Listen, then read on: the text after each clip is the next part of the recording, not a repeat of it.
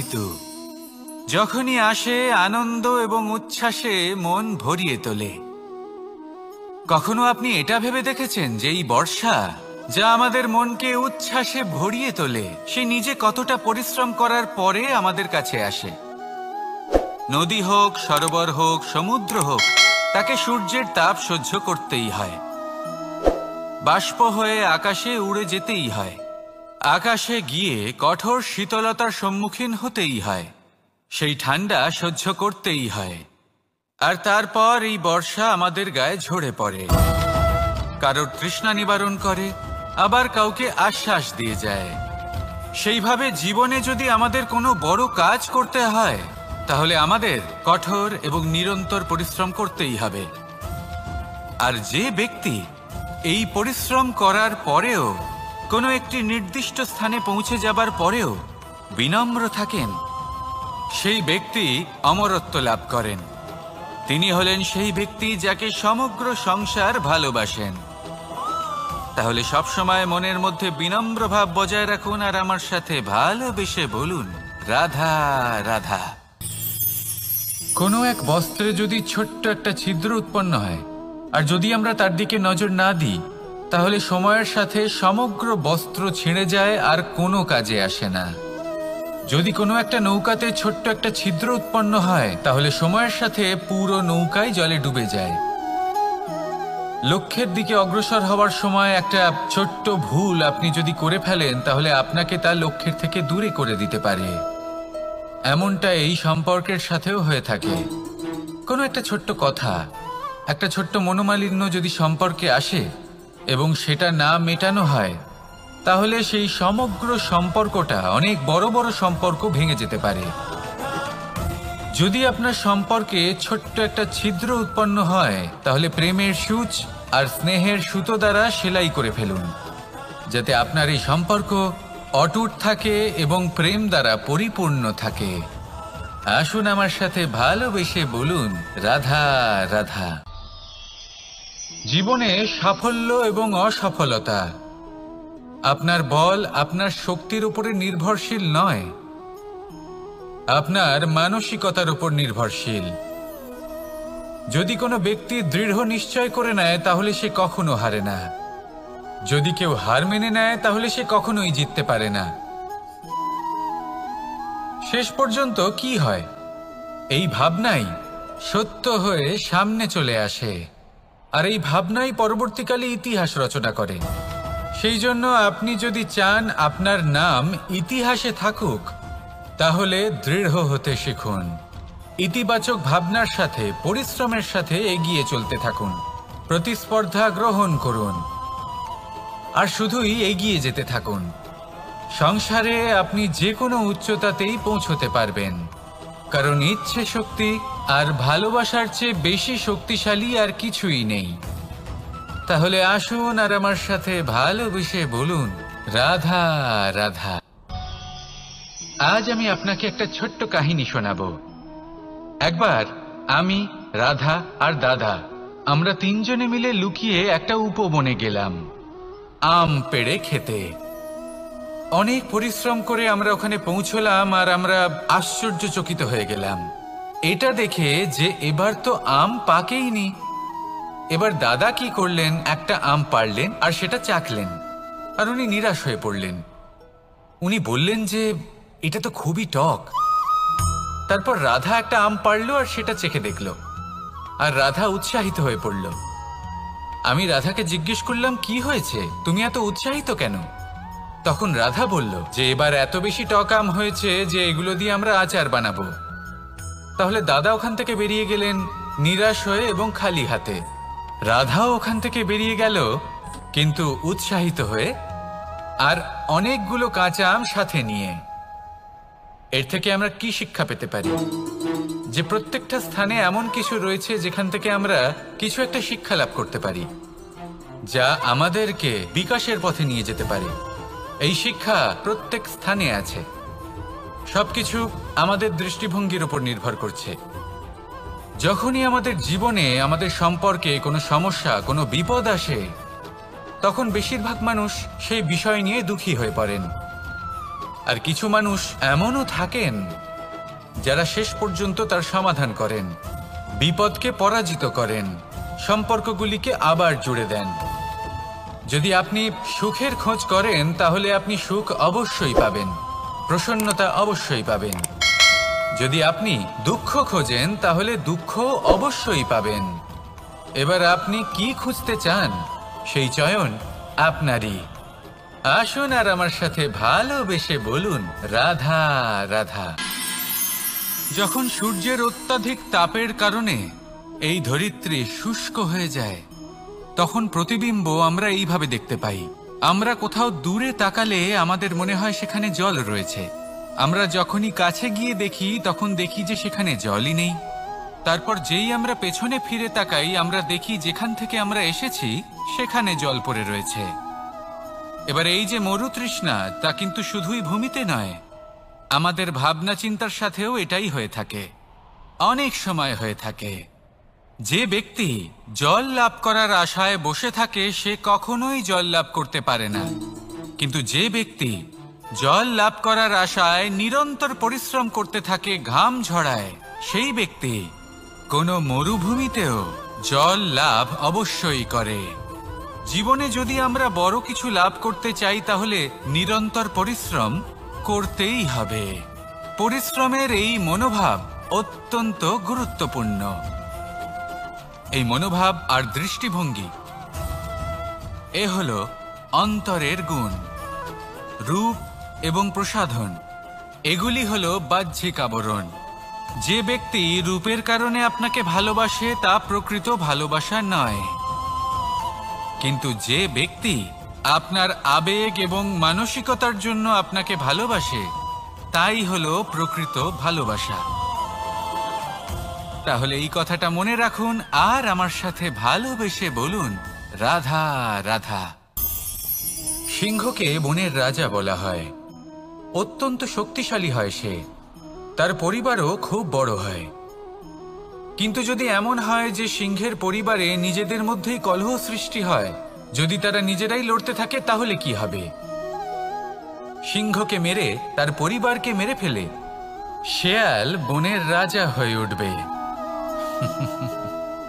এবার এই কথা শুধুই সিংহের উপর প্রযোজ্য নয়, বরং প্রত্যেকটি ব্যক্তি, প্রত্যেক পরিবার, প্রত্যেক সম্প্রদায়, প্রত্যেক রাজ্যের ওপর প্রযোজ্য হতে পারে।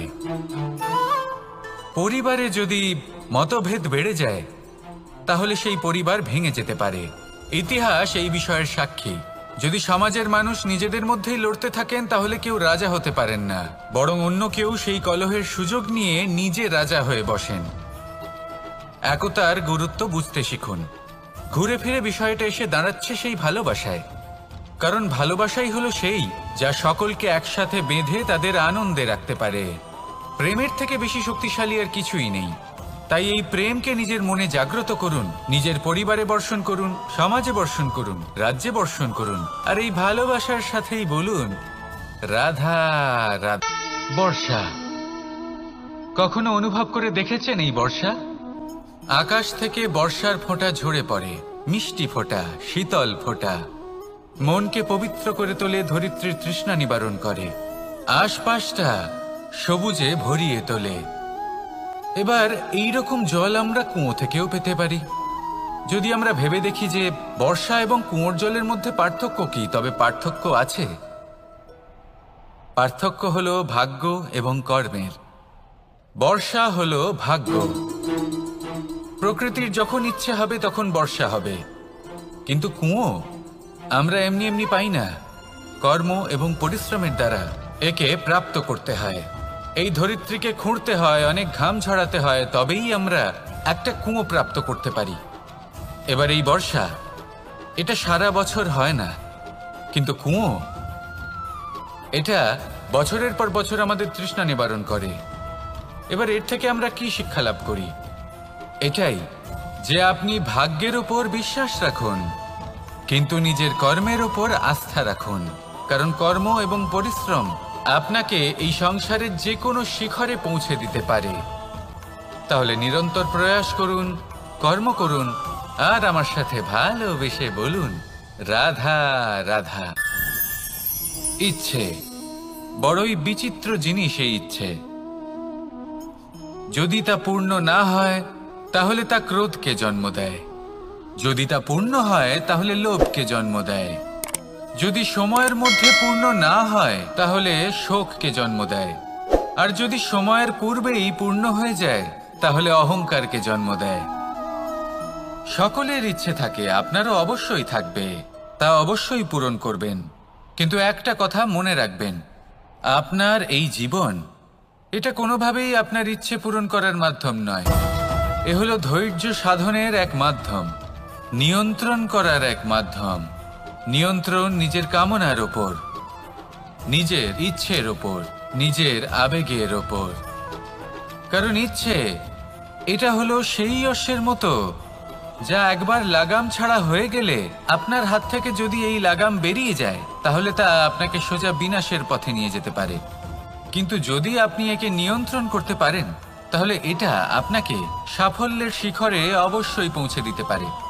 তাহলে ইচ্ছেগুলিকে নিয়ন্ত্রণ করুন আর আমার সাথে ভালোবেসে বলুন, রাধা রাধা।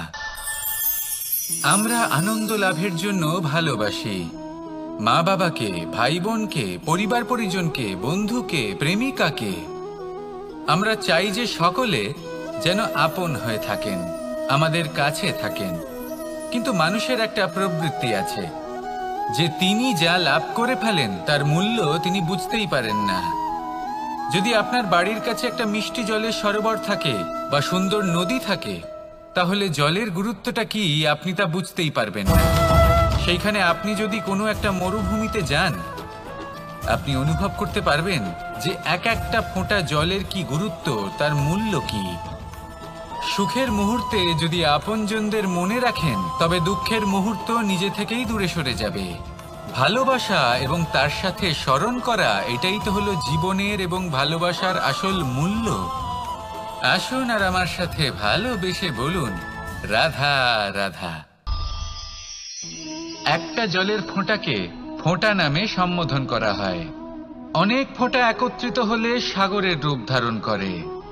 শুধু একটা পাতাকে পাতা বলা হয়, অন্য অনেক পাতার সাথে একত্রিত হলে তা গ্রন্থের রূপ ধারণ করে। একটা মাত্র সুতো অন্য সুতোর সাথে মিলিত হলে বস্ত্রের রূপ ধারণ করে। অনেক সংখ্যক ইট একত্রিত হলে মহলের রূপ ধারণ করে। সৈন্যরা একত্রিত হলে সৈন্যদল তৈরি হতে পারে। এটা হলো শক্তি সংগঠনের, এটাই হলো শক্তি একতার। তা সে বনস্পতি হোক বা কোনো ব্যক্তিই হোক, কোনো মনোভাবই হোক, যদি একা থাকে তাহলে দুর্বল হয়ে পড়বে। যদি সংগঠিত থাকে তাহলে শক্তিও বাড়বে আর আপনাকে সামনে এগিয়েও নিয়ে যাবে। তাই এই একতায় বিশ্বাস রাখুন আর আমার সাথে ভালোবেসে বলুন, রাধা রাধা। জীবন কিসের উপর নির্ভরশীল? ধনের ওপর, বৈভবের ওপর, নিঃশ্বাসের ওপর? না, এই জীবন নির্ভরশীল বিশ্বাসের ওপর। বিশ্বাস নিজের ওপর, বিশ্বাস আমাদের আপনজনের ওপর। কিন্তু যখন এই বিশ্বাস ভেঙে যায় তখন মানুষের মনও ভেঙে যায় আর তারপর সে অন্য কিছু করতেই পারে না। তখন কি করা যেতে পারে? তিনটে কাজ আছে যা আপনি করতে পারেন। প্রথম, ভালোবাসা। যাকে আপনি ভালোবাসেন, যারা আপনাকে ভালোবাসে, ভুল যারই হোক না কেন, তার কাছে ক্ষমা চাইতে কখনোই সংকোচ বোধ করবেন না। দ্বিতীয় হলো বিশ্বাস। যারা আপনাকে ভালোবাসেন, আপনাকে বিশ্বাস করেন, তাদের বিশ্বাস কখনো ভাঙবেন না। তৃতীয় হলো আশা। যারা আপনাকে ভালোবাসেন, আপনাকে বিশ্বাস করেন, তাদের আশা আপনার সাথে জড়িত। তাদের থেকে কখনো কিচ্ছু লুকোবেন না। এই তিনটে কাজ করুন আর এই জীবন সুপ্রসন্ন হয়ে বলবে, রাধা রাধা। আমি মনুষ্যরূপে জন্ম নিয়েছি এবং সমস্ত কর্ম এই রূপেই করেছি। কিন্তু আশ্চর্যের বিষয় হলো যে আজও মানুষ আসেন এবং হাত জোড় করে প্রার্থনা করেন যেন আমি ওনাদের সহায়তা করি। আপনাদের একটা কথা বলতে চাই, আমি সকলকে সাহায্য করতে পারবো না, কিন্তু আমি শিক্ষা অবশ্যই দিতে পারবো, জ্ঞান প্রদান করতে পারবো। এমন কিছু জ্ঞান যার ভিত্তিতে মানুষ যা চাইবেন তাই লাভ করতে পারবেন যদি সঠিক কর্ম করতে থাকেন। যখন কংসের অসুররা গোকুলে ধ্বংসলীলা চালাচ্ছিলেন তখন আমি কারোর থেকে সাহায্য চাইনি। আমি দাঁড়িয়েছিলাম এবং আমি তার বিরোধিতা করেছিলাম। সবাই বলেন যে আমি ছোট্ট একটা আঙুলে গোবর্ধন পর্বত তুলেছিলাম, কিন্তু আমি কি ওখানে একা ছিলাম? কখনোই নয়। আমার সাথে অসংখ্য গোকুলবাসী, অসংখ্য বর্ষণাবাসী ছিলেন, নিজের হাতে একটা লাঠি নিয়ে। ওনাদের মনোবল, ওনাদের আশীর্বাদ আমার সাথে ছিল। মহাভারতে আমি শুধুই শিক্ষক ছিলাম, আমি শুধুই শিক্ষা দিয়েছি। লক্ষ্য সাধন করেছে অর্জুনই, যুদ্ধ করেছে অর্জুনই এবং জয়ীও হয়েছে অর্জুনই। আমি শুধুই শিক্ষা দিতে পারি। অবশেষে আপনাকে শুধু এটুকুই বুঝতে হবে যে ঈশ্বর সবকিছু করতে পারেন না, করতে হবে আপনাকে। ঈশ্বর আপনাকে আশীর্বাদ করতে পারেন যে কাজ আপনি মন থেকে করবেন সেটা অবশ্যই পূরণ হবে। সেই জন্য নিজের লক্ষ্যের পথে এগোতে থাকুন। চেতনা, বিবেক এবং পরিশ্রমের দ্বারা আপনার যা যা স্বপ্ন আছে, যা লক্ষ্য আছে, আপনি অবশ্যই লাভ করবেন। আর এই মন সুপ্রসন্ন হয়ে বলবে, রাধা রাধা। কখনো কখনো এমন হয় আমরা আমাদের বাড়ির উঠোনে বীজ বপন করি, আর তা বিকশিত হয় একটা সুন্দর বৃক্ষে। তার শাখাগুলি প্রতিবেশীর বাড়ি পর্যন্ত পৌঁছয়। ফলের বর্ষণ প্রতিবেশীর বাড়িতেও হয়ে থাকে। আর আমরা ভাবি গাছ আমরা উৎপন্ন করব আর ফল খাবেন আপনারা। এই কেমন কথা হলো? আপনাকে এই কথা বুঝতে হবে যে এসব হলো ভৌতিক বস্তু, সাংসারিক বস্তু। কখনো নিজের বাড়ির বাগানে ভালোবাসার গাছ বপন করে দেখুন। তার শাখাও প্রতিবেশীর বাড়ি পর্যন্ত পৌঁছবে, ফলের বর্ষণ সেখানেও হবে। কিন্তু সেই ফল চাইতে আপনাকে যেতে হবে না, সেই ফল দ্বিগুণ মাত্রায় আবার আপনার কাছেই ফিরে আসবে। তাই নিজের বাড়িতে আর নিজের মনে ভালোবাসার গাছ উৎপন্ন করুন। এই জীবন প্রসন্ন হয়ে বলবে, রাধা রাধা। আমাদের জীবন হলো একটা উপবনের মতো, যেখানে কাঁটাও আছে আবার ফুলও আছে। আর যদি আপনি ফুল লাভ করতে চান তাহলে কাঁটার সংস্পর্শে তো আপনাকে আসতেই হবে। এটাই জীবনের সত্য। আমাদের জীবনে, আমাদের পরিবারে, আমাদের সমাজে দেখবেন ভিন্ন ভিন্ন ধরনের মানুষ আছে। কেউ আছেন দুর্জন, কেউ সজ্জন, কেউ শত্রু হন তো কেউ মিত্র। যদি আপনি দুর্জনদের কাছে যান তাহলে শুধুই কষ্ট পাবেন, যদি আপনি শত্রুর কাছে যান তাহলে ঝামেলায় জড়িয়ে পড়বেন। তার চেয়ে ভালো আপনি সজ্জনদের কাছে যান, আনন্দ এবং জ্ঞান লাভ করবেন। নিজের মিত্রদের কাছে যান, আপনি সাহস লাভ করবেন। আরও একটা কথা বলি, এই জীবন এত বড়ও নয় যে আপনি প্রত্যেক সমস্যায় প্রত্যেক মানুষের সাথে ঝামেলায় জড়াবেন। শুধু যার সাথে আপনার মনের মিল হবে তাকে প্রণাম করুন, আর যার সাথে মনের মিল হবে না তাকে দূর থেকে প্রণাম করুন। কিন্তু মনের মধ্যে থেকে প্রেমের বোধ কোথাও যেতে দেবেন না, কারণ এই ভালোবাসাই শেষ মুহূর্তে আপনার উচিত পথ প্রদর্শন করবে। তাই এই ভালোবাসাকে মনে জাগ্রত রাখুন, আর এই ভালোবাসার সাথেই বলুন, রাধা রাধা।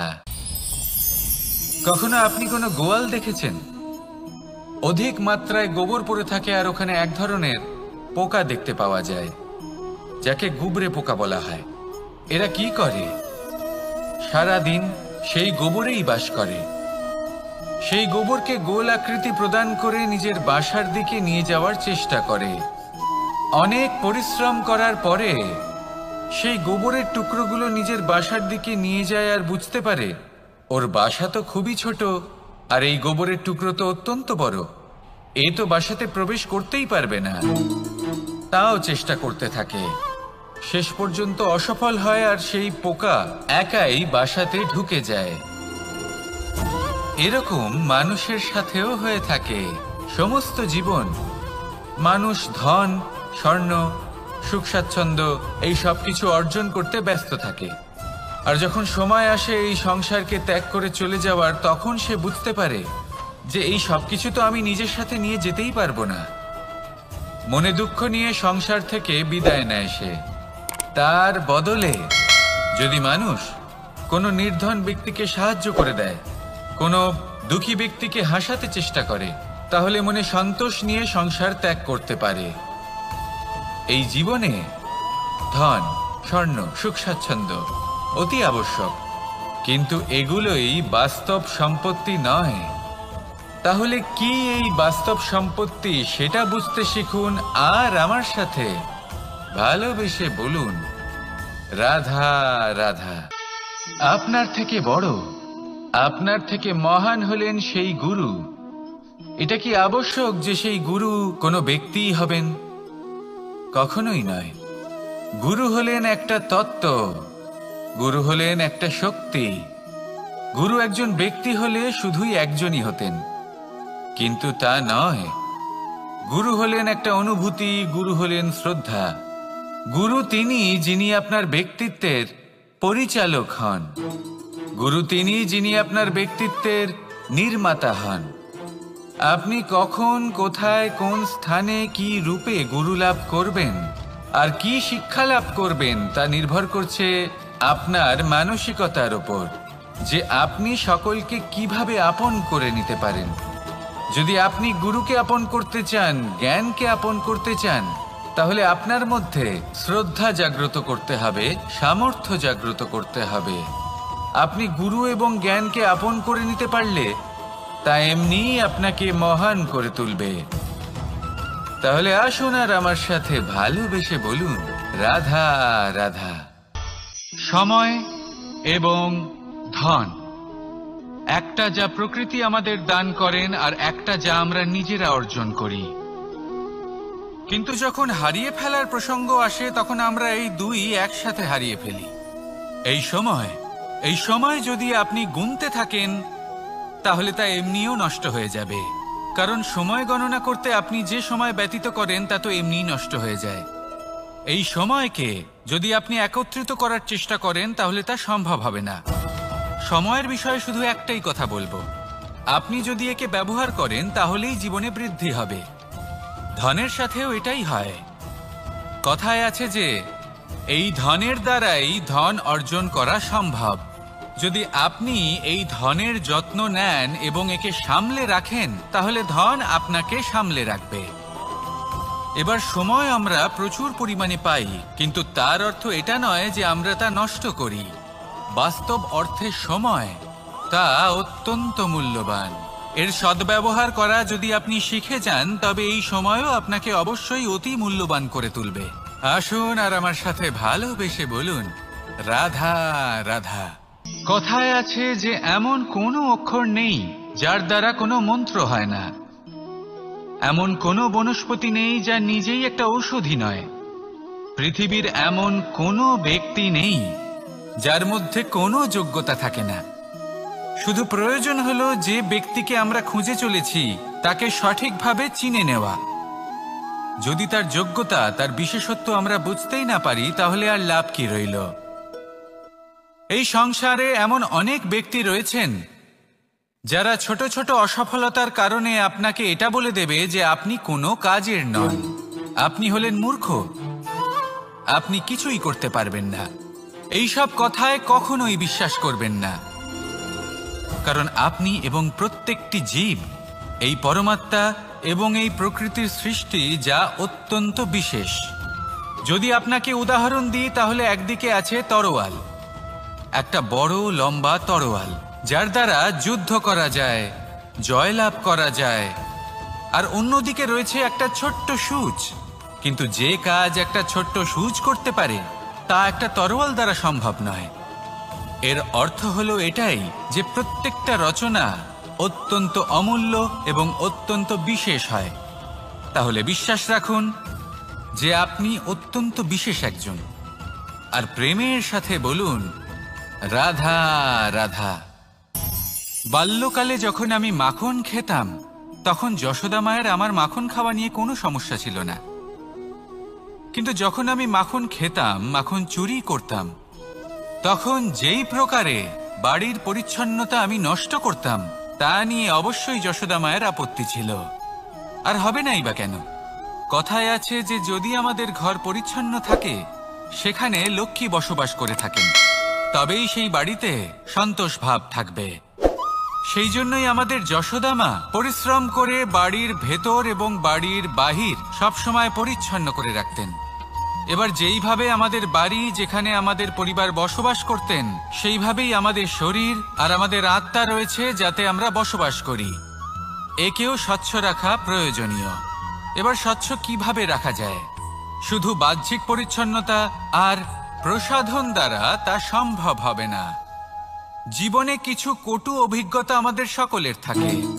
সেই কটু অভিজ্ঞতাগুলির কারণে আমাদের মন, আমাদের আত্মা মলিন হয়ে যায়। এই মালিন্য থেকে আমাদের আত্মাকে মুক্ত করা অত্যন্ত প্রয়োজনীয়। এই স্বচ্ছতা অত্যন্ত প্রয়োজনীয়। আর আমাদের এই মন মালিন্য থেকে মুক্ত হতে পারে শুধুমাত্র প্রেম এবং করুণার দ্বারা। তাই সকলকে ভালোবাসতে থাকুন আর মনের মধ্যে করুণার বোধ জাগ্রত করুন। কারণ যেইভাবে বাড়ি পরিষ্কার থাকলে তাতে লক্ষ্মী বসবাস করেন, সন্তোষবোধ বজায় থাকে, সেইভাবেই যদি মন স্বচ্ছ থাকে তাহলে তাতে সন্তোষও থাকবে, শান্তিও থাকবে। তাহলে ভালোবাসতে থাকুন, মনের মধ্যে করুণাবোধ জাগ্রত করুন আর আমার সাথে ভালোবেসে বলুন, রাধা রাধা। আপনি কখনো রেশমের কীট দেখেছেন? নিজের সুরক্ষার জন্য সে নিজের লালা থেকে একটি সুতো উৎপন্ন করে আর সেই সুতো দ্বারা নিজেকে পেঁচিয়ে নেয়, প্রকৃতি এবং অন্য জীবজন্তুর হাত থেকে সুরক্ষার জন্য। কিন্তু যখন সেই সুতো শুকিয়ে যায় তখন কি হয়? তা একটা খোলসে পরিণত হয়, এত সবল হয়ে যায় যে সেই রেশমের কীট তা ভেঙে বাইরে বেরিয়েই আসতে পারে না। শেষ পর্যন্ত এই কারণেই সে মৃত্যু লাভ করে। এবার যদি একটা প্রজাপতির কথা বলি, তাহলে প্রজাপতি কি করে? যখন সে উড়তে চায় সে নিজেই নিজের খোলস ভেঙে ফেলে, সে তার পাখনা মেলে আর তারপর সে আকাশে উড়ে বেড়ায়। এটাই হলো শিক্ষা আমাদের জন্য। যদি আমরা আকাশে উড়ে বেড়াতে চাই তাহলে আমাদেরকেও অন্তর থেকে সেই খোলস ভাঙতে হবে, অর্থাৎ নিজেদেরকে বন্ধন থেকে মুক্ত করে দিতে হবে। সুরক্ষার জন্য কোনো বাঁধনে জড়িয়ে পড়া এ হলো সবথেকে বেশি অসুরক্ষিত কার্য। জীবনে সুরক্ষার ভয় থাকাটা উচিত, কিন্তু তা যদি অত্যাধিক হয়ে যায় তাহলে তা আপনাকে এতটাই দুর্বল করে দেবে যে আপনি নিজেরই সুরক্ষার চক্র ভেঙে বেরোতেই পারবেন না। যদি আপনি নবনির্মাণ করতে চান তাহলে আপনাকে নিজেরই সুরক্ষা কবচ ভেঙে বেরোতেই হবে, সাহসের সাথে পরিশ্রম করতে হবে। আর যদি আপনি এটা করতে পারেন তাহলে আপনার উড়ান কেউ আটকাতে পারবে না। আসুন আমার সাথে ভালোবেসে বলুন, রাধা রাধা। মানুষ, কোনো ব্যক্তির নির্মাণ হয় কিভাবে?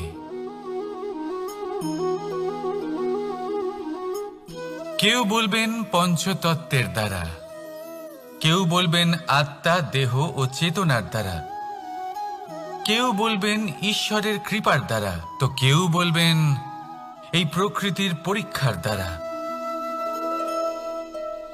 না, মানুষের নির্মাণ হয়ে থাকে বিশ্বাস দ্বারা। ব্যক্তি তখনই গড়ে ওঠেন যখন ব্যক্তিত্ব থাকে, ঠিক কিনা? আর ব্যক্তিত্ব তখনই হবে আর সেরকমই হবে যেরকম বিশ্বাস আপনি নিজের উপরে রাখবেন। যদি আপনি মনে করেন আপনি বিষের ন্যায় হবেন তাহলে আপনি বিষাক্তই হবেন। যদি আপনি এটা মনে করেন যে আপনি অমৃতের ন্যায় হবেন তাহলে আপনি অমরই হয়ে যাবেন। যদি আপনি নিজের উপরে বিশ্বাস রাখেন যে আপনি সংসারের সব থেকে উঁচু পর্বতের শিখরে পৌঁছতে পারবেন তাহলে আপনি অবশ্যই পৌঁছবেন। যদি আপনার এরকম মনে হয় যে আপনি এরকম কখনো করতে পারবেন না তাহলে এরকম কখনোই হবে না। ভেবে দেখবেন, বিশ্বাসের মধ্যেই বিশ্ব বাস করে থাকে, তো আপনার অস্তিত্ব কেন করবে না? যেমন বিশ্বাস আপনি নিজের উপরে রাখবেন তেমনই আপনি হয়ে উঠবেন। সেই জন্য নিজের উপরে বিশ্বাস রাখুন, আর হ্যাঁ, ভালোবেসে বলুন রাধা রাধা। শত্রুতা, একজন মানুষ অন্য মানুষের সাথে শত্রুতা করে বসেন, দুজন ঘনিষ্ঠ বন্ধু। এমনও এক সময় আসতে পারে যখন এনারা একে অপরের শত্রু হয়ে ওঠেন। এর অনেকগুলো কারণ হতে পারে, কিন্তু মূল কারণ হলো আলোচনা। আগে হ্যাঁ, আপনি যদি কারোর বিষয়ে আলোচনা করেন তাহলে সে আপনার শত্রু হয়ে যেতে পারে। এবার মনে একটা প্রশ্ন আসতে পারে যে এটা কিভাবে সম্ভব হতে পারে? আলোচনা, এটা তো অত্যন্ত জরুরি। যদি আমি নিজের বন্ধুর খারাপ কাজের বিষয়ে আলোচনাই না করি তাহলে সে শুধরবে কি করে? এ কথা সত্যি যে আলোচনা আবশ্যক, কিন্তু তার থেকেও বেশি গুরুত্বপূর্ণ এবং আবশ্যক হলো আপনার এই সিদ্ধান্ত এটাই যে আপনার এই আলোচনা কোন স্থানে করবেন। যদি এটা সবার সামনে করবেন ভাবেন, তাহলে তা অপমানও হয়ে যেতে পারে। যদি এটা আলাদাভাবে করেন তাহলে তা পরামর্শ হয়ে যায়। অপমান কেউ স্বীকার করতে পারেন না, কিন্তু পরামর্শ সকলের ভালো লাগে। তাহলে যদি আপন কারোর জন্য ভালো কিছু চান, কাউকে শুধরে দিতে চান, আর আপনার মনে হয় আলোচনা আবশ্যক, তাহলে সর্বপ্রথম সময়, পরিস্থিতি আর স্থানের কথা মনে রাখবেন, নয়তো এই আলোচনা আপনাকে খুব ভোগাতে পারে। তাহলে আসুন আমার সাথে ভালোবেসে বলুন রাধা রাধা। আপনার জীবনেও কি সমস্যা রয়েছে? অবশ্যই থাকবে। প্রত্যেকের জীবনেই সমস্যা থাকে। প্রত্যেক মানুষ জিজ্ঞাসাও করেন যে এই সমস্যা আসলে কি আর কেন আসে এ জীবনে। আপনাকে একটা কথা বলে দিই যে সমস্যা আসলে সেটা নয় যা আপনার পথে বাধা সৃষ্টি করে, বরং সমস্যা হলো সেটাই যেটা আপনি তখন দেখতে পান যখন আপনার একাগ্রতা আপনার পথ থেকে, আপনার লক্ষ্য থেকে সরে যেতে থাকে। আর এই সমস্যাগুলি দূর করার জন্য, এর সমাধান করার জন্য একটাই পথ আছে, নিজের সমস্ত ভাবনা আরো একবার একাগ্র করুন নিজের পথের দিকে, নিজের লক্ষ্যের দিকে। আপনার সমস্ত ভাবনা যদি কেন্দ্রীভূত হয় নিজের লক্ষ্যে, তাহলে এই সমস্যা দূরে থাকবে। যদি এরকম না হয়, যদি আপনার মন একটু অন্যদিকে চলে যায়, তাহলে এই সমস্ত সমস্যা আবার সামনে চলে আসে আর বাড়তেও থাকে। দেখুন, যেখানে আপনার লক্ষ্য রয়েছে, বান যদি সেখানেই চালাতে হয়, তাহলে দৃষ্টি তো সেদিকেই রাখতে হবে। তবেই তো আপনি সেই লক্ষ্য ভেদ করতে পারবেন। সেই জন্য মনে রাখবেন, সর্বদা লক্ষ্য রাখবেন নিজের পথে, সেই পথেই সামনে এগোতে থাকুন নিজের লক্ষ্যের দিকে। আপনি যত সামনে এগোতে থাকবেন এই সমস্যা তত পিছিয়ে যাবে। তাহলে আসুন আমার সাথে ভালোবেসে বলুন রাধা রাধা। এই পাখিরা সত্যি খুব সুন্দর, আমার খুব ভালো লাগে। আপনি নিশ্চয়ই শুনে থাকবেন যে কিছু পাখির কাছে ডানা অবশ্যই থাকে, কিন্তু উড়তে পারে না। তারা চায় উঁচু আকাশে উড়ে বেড়াতে এবং মেঘেদের সাথে কথা বলতে, করতেই পারে না। এবার এই সংসারেও পাওয়া যায় ঘুড়িও। এদের মধ্যে না জীবন আছে, না প্রাণ আছে, আর না আছে ডানা, কিন্তু এরা আকাশের সাথে কথা বলে, হাওয়ার বেগের সাথে কথা বলে, আনন্দ করে, উৎফুল্ল হয়ে ওঠে। আকাশে জীবনের কিছু মুহূর্ত কাটায়। তার কারণ কি হতে পারে? কারণ হলো সুতো। এই সুতো যদি সঠিক হাতে থাকে, তাহলে এই কাগজের তৈরি ঘুড়িও আকাশের উচ্চতায় উড়ে বেড়াতে পারে। এবার এই সুতো আসলে কি? এই সুতো হলো আসলে ভালোবাসা। এই সুতো হলো আসলে বিশ্বাসের। আর এটা আপনি দিয়ে থাকেন তাদের হাতে যাদের আপনি বিশ্বাস করেন, যাদের আপনি নিজের সর্বস্ব দিয়ে দেন। ভেবে দেখুন, এই ভালোবাসা আর বিশ্বাসের সুতো আপনি যদি সঠিক মানুষের হাতে দিয়ে দেন, তাহলে আপনি অনেক উচ্চতায় উঠতে পারবেন, আকাশের উচ্চতায় উড়ে বেড়াতে পারবেন, মেঘের সাথে কথা বলতে পারবেন, পাখিদের মতো উড়তে পারবেন, যা ইচ্ছে তাই করতে পারবেন। শুধু এই মানুষ সঠিক হতে হবে, এমন একজন মানুষ যার মনে আপনার জন্য ভালোবাসা রয়েছে, এমন এক মানুষ যার মনে কোনো স্বার্থ নেই, যিনি পরোপকারী, এমন একজন ব্যক্তি যিনি আপনার অস্তিত্বকে বাইরে নিয়ে আসতে পারবেন, তাকে উজ্জ্বল করে তুলবেন। তাহলে ভালোবাসুন, আনন্দ করতে থাকুন, আর এই আনন্দ সহকারে বলুন, রাধা রাধা। আমরা সকলে এমন ব্যক্তির সাথে থাকতে চাই যারা খুব মিষ্টি কথা বলেন, যাদের ব্যবহার আমাদের ভালো লাগে, যারা দেখতে সুন্দর হন, যাদের আমরা পছন্দ করি। আর সবসময় এমন ব্যক্তির থেকে দূরে থাকতে চেষ্টা করি যাদেরকে আমরা পছন্দ করি না, যাদের কথা আমাদের খারাপ লাগে, যাদের কথা একটু কঠোর হয়। আমরা সবসময় চেষ্টা করি এদের থেকে দূরে থাকার, ঠিক কিনা? কিন্তু যদি বাস্তবটা দেখি, তাহলে এই কঠোরতা জীবনে শান্তির প্রলেপ দেয়। ওষুধও একটু কড়াই হয়, কিন্তু এ কি করে? আমাদের সুস্থ করে তোলে। ঠিক সেইভাবেই ভালোবাসার এই অধ্যায় একটু কঠিন, একটু কড়াও মনে হতে পারে, কিন্তু এর ফল সবসময় আপনাদের স্বাস্থ্যের পক্ষে ভালোই হয়।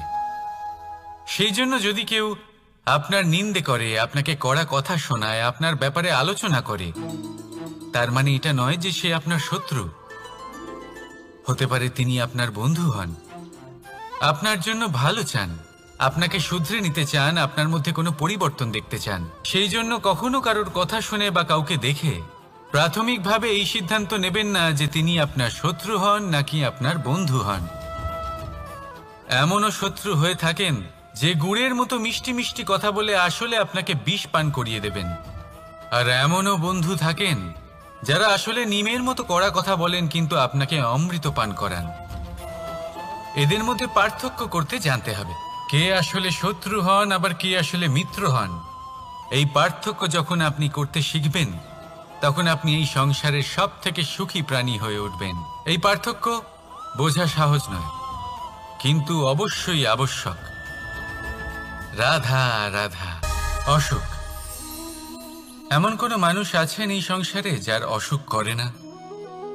প্রত্যেক মানুষ কখনো না কখনো অবশ্যই অসুস্থ হয়েছে, তার এই শরীর রোগের শিকার অবশ্যই হয়েছে।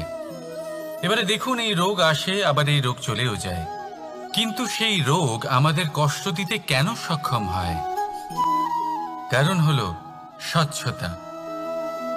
যদি এই স্বচ্ছতা শরীরে না থাকে, তাহলে মানুষকে শারীরিক কষ্ট পেতেই হবে। ঠিক সেইভাবেই অত্যন্ত প্রয়োজনীয় হলো এই স্বচ্ছতা যেন মনেও থাকে। যদি এই স্বচ্ছতা মনে না থাকে, তাহলে মানুষ চারিত্রিকভাবে কষ্ট সহ্য করেন। এবারে নিবারণ কি হতে পারে?